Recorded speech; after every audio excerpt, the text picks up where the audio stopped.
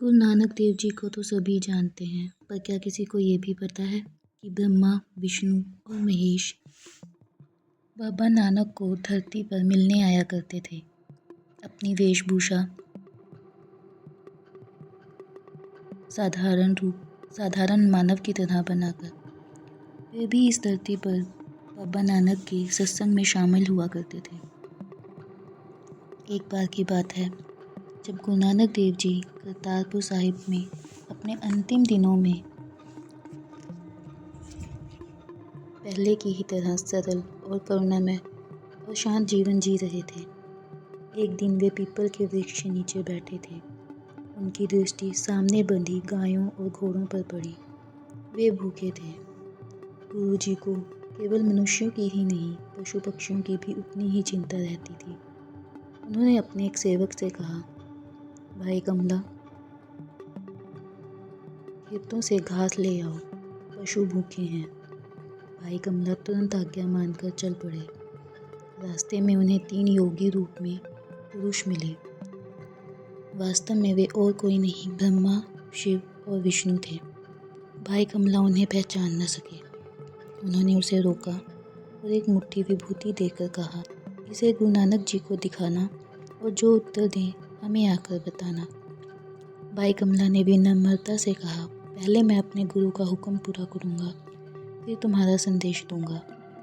यह सुनकर विष्णु ने थोड़ी सी घास लेकर उसे गठरी बना दी और उसके सिर पर रख दिया। भाई कमला आश्चर्य में थे, पर मन ही मन सोचता हुआ गुरुजी के पास लौट आया। गुरुजी ने मुस्कुराकर पूछा, कमला इतनी जल्दी घास ले आए, कहीं चोरी तो नहीं की? गुरुजी का संकेत था कि छल से कमाया हुआ अन्न या वस्तु कभी स्वीकार नहीं किया जाता।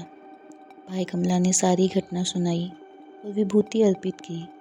गुरुजी ने उसे देखते ही पहचान लिया और 3 बार कहा, कमला हमारा संदेशा ले आया है। फिर उन्होंने भाई साधारण को बुलवाया, जो अत्यंत सेवाभावी सिख थे। वे गुरुजी के वस्त्र धोते, चरण धोते और हर सेवा प्रेम से करते थे। गुरुजी भाई साधारण को साथ लेकर उन देवताओं के पास गए।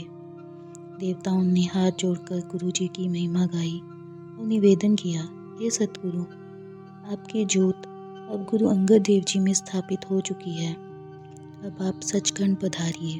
गुरुजी ने शांत भाव से उनकी बात स्वीकार की और लौट आए।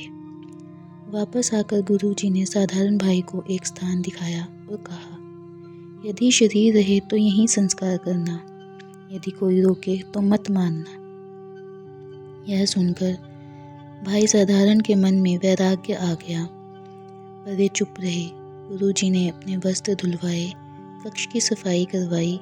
भाई साधारण ने अत्यंत प्रेम से सब सेवा की। गुरुजी उनकी सेवा से इतने प्रसन्न हुए कि उन्हें ब्रह्म ज्ञान प्रदान कर दिया। उनके मन के सारे भ्रम मिटा दिए। रात बीती, अमृत वेला हुआ, कीर्तन चल रहा था।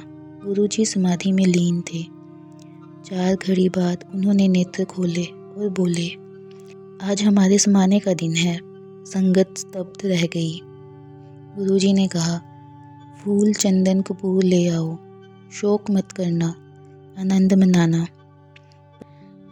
पर यह सुनते ही संगत में वैराग्य छा गया। खबर फैल गई कि आज सतगुरु जी जोत जोत समाएंगे। दूर दूर से स्त्री पुरुष, हिंदू मुस्लिम सब दर्शन को उमड़ पड़े। कोई पैदल, कोई घोड़े पर, कोई रोता हुआ, कोई सिसकता हुआ।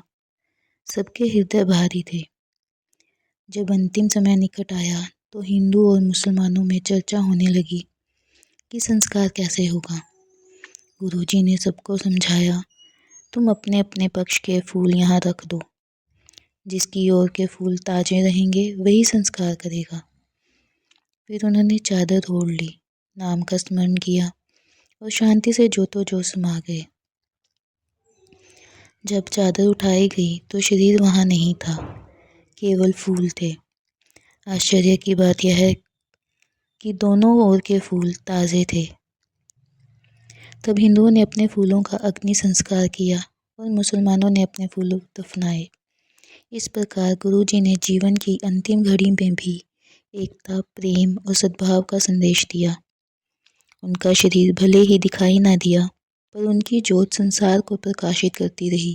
गुरु नानक देव जी ने दिखा दिया कि सच्चा संत किसी एक धर्म या समुदाय का नहीं होता, वह सबका होता है। सेवा, नाम और सत्य ही जीवन का आधार है। मोह त्याग जो नाम से जुड़ जाता है, वही वास्तव में मुक्त होता है। यही उनका अंतिम संदेश था, जो आज भी उतना ही जीवित है जितना उस दिन था। बाबा नानक का यह संदेश आज भी सारी दुनिया में प्रचलित है, क्योंकि बाबा नानक ने कभी एक धर्म नहीं अपनाया। वह सबके थे, चाहे वो हिंदू हो, चाहे वो मुसलमान और चाहे वो सिख और चाहे वो ईसाई। इसी के साथ धन धन सतगुरु।